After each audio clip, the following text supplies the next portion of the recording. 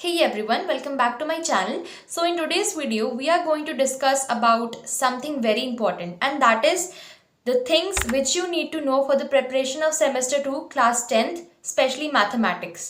So देखो आपकी teachers ने आपको बताया नहीं होगा that they had a council meeting with the council, and also they discussed a few things like related to the subject chemistry, mathematics, बाकी subjects भी डिस्कस हुए, लेकिन सबसे ज़्यादा मेन फोकस मैथ्स में था। इस बार मैथ्स में कुछ कुछ चीज़ें रिड्यूस और हो चुकी हैं जो आपको पता नहीं होगा.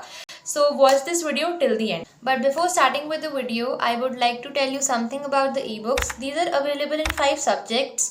First is a mathematics ebook which consists of all the formulas, summary plus expected questions. The next one is the chemistry ebook which consists of all reactions along with the catalyst, promoter, condition and temperature. And the next ebook is on English language and it consists of the format of notice, email, essay and letter.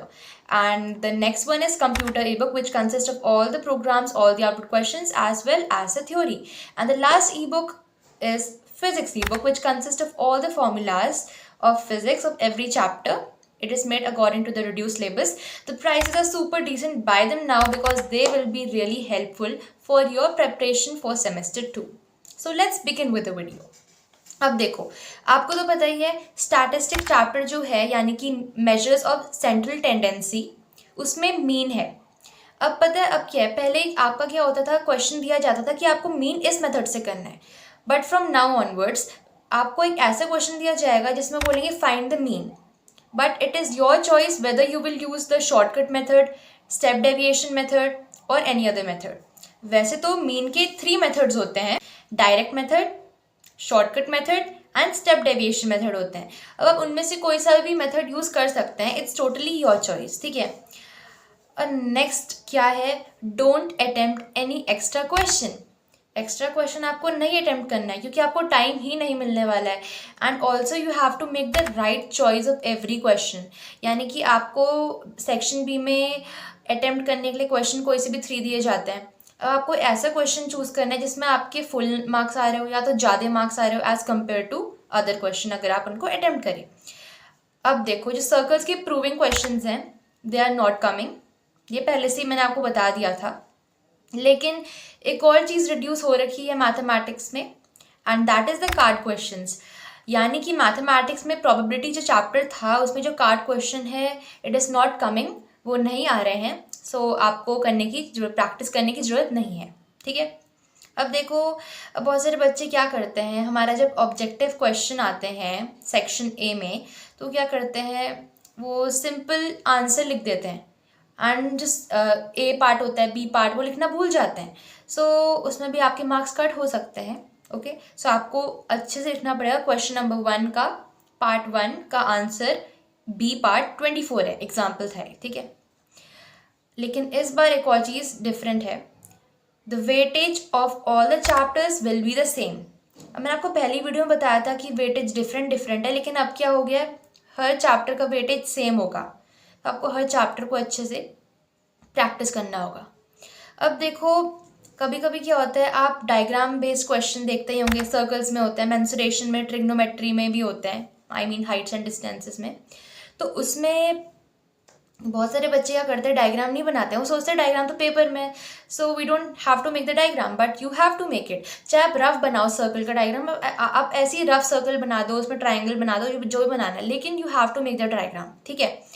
And अब देखो, the next thing is that बहुत सारे बच्चे simple form of fraction में नहीं छोड़ते answer को. समझ लो 3/6 तुम्हारा आंसर आ रहा है, तुमने लिख दिया 3/6 आंसर ठीक होगा, but it is not in the simplest form, right. So you have to write 1/2, यानी कि देखो 3 1 3, 3 2 6, so it will be 1/2, that is the simplest form of fraction. तो आपको सिंपलेस्ट फॉर्म ऑफ फ्रैक्शन में आंसर को leave करना होगा. ठीक है. Now the next thing is make arrows. Arrows बनाना बहुत इंपॉर्टेंट है. आप ग्राफ बनाते हैं, आप उसमें एक्स एक्सेस प्लॉट कर रहे हैं, वाई एक्सेस प्लॉट कर रहे हैं, but you are not making the arrows. ठीक है. एरोज में भी मार्क्स कटेंगे आपकी. ओके. तो बहुत सारे बच्चे नहीं करते हैं. ठीक है. Don't give answer in decimal. अब देखो क्या है, स्टैटिस्टिक चैप्टर है, उसमें तुम्हारा आंसर निकल गया 16.5 स्टूडेंट्स. 16.5 स्टूडेंट कुछ होता है नहीं ना. सो या तो आपको आंसर 16 स्टूडेंट्स पे लीव करना पड़ेगा या तो आपको आंसर 17 स्टूडेंट्स पे लीव करना पड़ेगा. आप डेसिमल में नहीं लिखोगे. ठीक है. राइट इन सीक्वेंस। अब क्या होता है, अगर आपका पेपर है उसमें हर क्वेश्चन एकदम सीक्वेंस के साथ लिखा हुआ तो एग्जामिनर को भी आसानी होती है चेक करने में, ठीक है। तो उससे एग्जामिनर खुश भी हो जाता है कभी कभी कि इतना अच्छा एकदम अच्छी तरीके से क्वेश्चन पेपर को सॉल्व किया गया है, अच्छे सीक्वेंस से आंसर्स लिखे गए हैं, तो आपको मार्क्स भी दे सकता है। मतलब एक्स्ट्रा मार्क्स नहीं, लेकिन अगर आपने ऐसी क्वेश्चन नंबर 1 लिख रखा है बी पार्ट, तभी क्वेश्चन नंबर 3 सी पार्ट, तब वापस क्वेश्चन नंबर 1 ए पार्ट कर दिया, तो उससे एग्जामिनर भी फ्रस्ट्रेटेड हो जाता है। सो वो आपको जहाँ पर नंबर देने भी होते हैं आधे एक जिसमें, तो वो भी नहीं देते हैं आपको, इसलिए नीट एंड क्लीन वर्क करना होगा।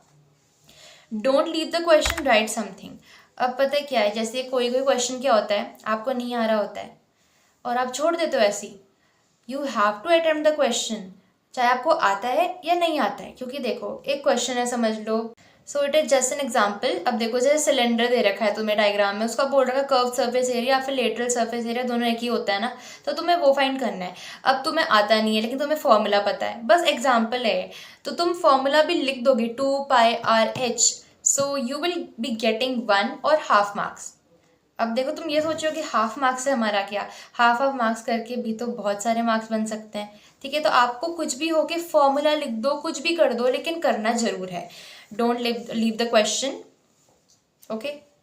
अब देखो graph will be coming in reflection. अब ये तो पक्का है, आपके रिफ्लेक्शन चैप्टर है, उसमें 2 टाइप के क्वेश्चन आने वाले हैं। पहला क्वेश्चन ग्राफ तो जरूर आएगा, उसमें आपको पता है कैसे बोल सकते हैं। So you can see this question D part. अब देखो use a graph paper for this question. Take 2 centimeter equals to 1 unit on both x and y axis. अब देखो इसमें 2 सेंटीमीटर का मतलब 2 ब्लॉक्स लेना है आपको, ठीक है, उसको 1 यूनिट के बराबर समझना है। अब ये क्वेश्चन तो हमेशा ही आता है, बोर्ड का क्वेश्चन हर साल आ रखा है। सो आप इसको एक बार ट्राई करना, अगर हो गया तो ठीक है, नहीं हुआ तो आप एक बार इसको एक और बार ट्राई करना, बुक से देखना कैसे होता है, बहुत सिंपल सा है। इसमें क्या है, पहले प्लॉट करने पड़ते हैं पॉइंट्स, सेकंड में आपको बोलेंगे कि आपको रिफ्लेक्शन करनी है उनकी वाई एक्सिस में या फिर एक्स एक्सिस में, किसी में भी, और उसके बाद उनके कोऑर्डिनेट्स लिखने हैं। उसके बाद वो बोलेंगे कि इनको ज्वाइन करो, जो भी आपको अल्फ़ाबेट्स देंगे वो कोऑर्डिनेट्स देंगे, उनको ज्वाइन करके आपको वो पूछेंगे कि इसमें क्या बताना है, फिगर बताना है, कौन सी इमेज बन रही है। तो वो it can be a rectangle, it can be a square, it can be a parallelogram, it can be a rhombus, it can even be a triangle, ठीक है। अब थर्ड में आपको बोलेंगे name the point which is invariant under reflection by Axis.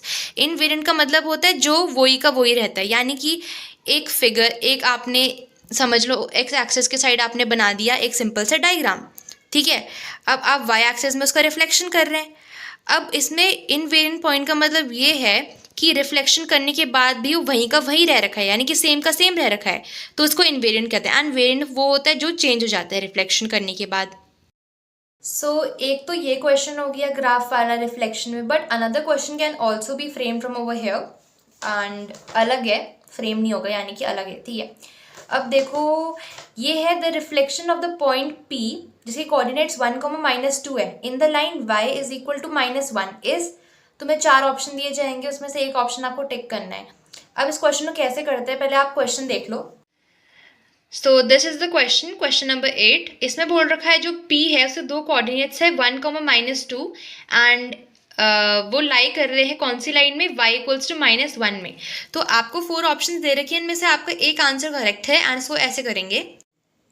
Now see this question carefully. अब देखो ध्यान से देखना, y एक्सिस पे x 0 होता है एंड अगर क्वेश्चन ने बोल रखा है कि reflection line y equals to a में हो रहा है, a कोई सा भी नंबर है, तो हमेशा हम x, y + 2a लिखेंगे।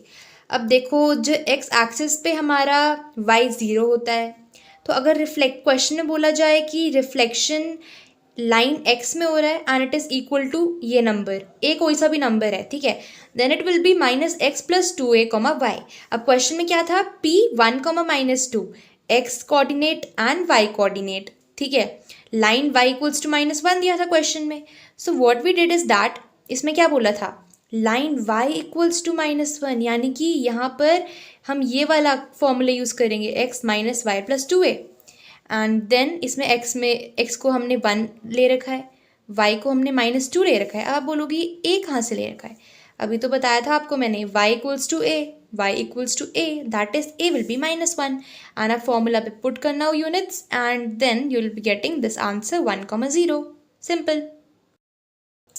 Now comes the weak point, trigonometry. Weak point नहीं कह सकते ट्रिगो को. आपके प्री बोर्ड्स में आपको क्वेश्चन दिए जा रहे होंगे जो टफ होंगे, ठीक है, टफ प्रूविंग क्वेश्चन होंगे, लेकिन बोर्ड में सिंपल प्रूविंग क्वेश्चन आते हैं ट्रिग्नोमेट्री के. बस ये है कि कभी कभी जब प्रूव नहीं हो पाता बहुत टाइम लग जाता है. चाहे बच्चों को अच्छे से ट्रिग्नोमेट्री आती होगी लेकिन कभी कभी टाइम लग जाता है प्रूविंग करने में, एंड टाइम मैनेजमेंट सबसे इंपॉर्टेंट है, ठीक है. तो इसलिए मैंने वीक पॉइंट कहा ट्रिग्नोमेट्री. बाकी बच्चे हो सकते हैं बहुत सारे बच्चे जिनकी ट्रिग्नोमेट्री अच्छी हो. तो सबसे इम्पॉर्टेंट मैथ्स के पेपर में यही है कि टाइम मैनेजमेंट. एंड बहुत सारे टीचर्स ने ये भी बोला था कि हमारा जो टाइम है मैथ्स के पेपर में हमें जो टाइम मिलना चाहिए वो 2 आवर्स का होना चाहिए, but the time is 1.5 hours, ठीक है. तो आपको इसलिए हर एक क्वेश्चन को मैक्सिमम 6 मिनट देने पड़ेंगे. कैलकुलेट करके देखिए, आपको पता चल जाएगा कि हर एक क्वेश्चन को 6 मिनट्स. सुनने में लग रहा है 6 मिनट्स तो काफ़ी ज़्यादा है, लेकिन जब क्वेश्चन सॉल्व करते हैं तो टाइम लग जाता है. किसी ना किसी क्वेश्चन में हम वो हो जाता है, स्टक हो जाते हैं. उसके बाद में दिक्कत होती है. अब बहुत इंपॉर्टेंट चीज़ है, बहुत ही ज़्यादा important. Now see this, suppose एक क्वेश्चन है, कोई सा भी क्वेश्चन है रिलेटेड टू ट्रिग्नोमेट्री. अब देखो कभी कभी क्या होता है, आपका आंसर ऐसा आता है 2/√3 - 1.